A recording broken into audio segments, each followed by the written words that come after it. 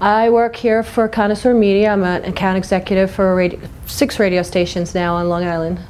I was a former patient of Dr. Sonstein's. Back in 2000 I had had a car accident which left me with bulging discs in my neck and my lower back. And I do competitive sailboat racing as a hobby. And I found myself in excruciating pain in my lower back, kind of radiating down my leg. And I went to Dr. Sonstein, and he diagnosed me with a pinched nerve and sent me to the pain management center at Neurological Surgery, PC. And I was supposed to get a series of 3 shots, and after the second one, I never had to go back for the third. I was pretty much cured. It was a blessing, really.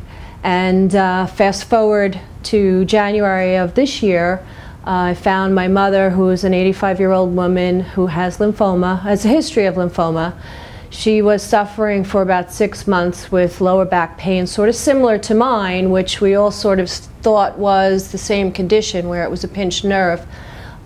She was misdiagnosed for about 6 months. She went for physical therapy, went to her primary care doctor, and they all thought it was a pinched nerve or some sciatica.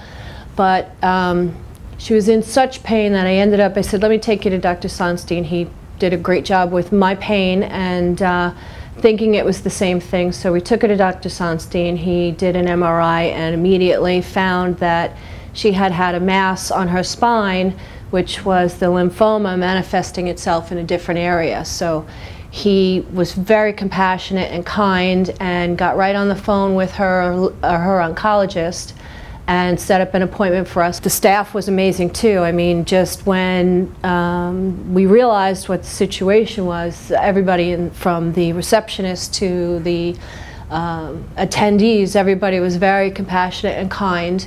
And I have to say, Dr. Sonstein was very thorough. He explained everything, showed us the images, pointed out where the situation was, and really just took care of everything without having to stop and think and give us time to be emotional about it. We just said, here's what we need to do, and let's do it. So we went directly from Dr. Sonstein's office to the oncologist's office.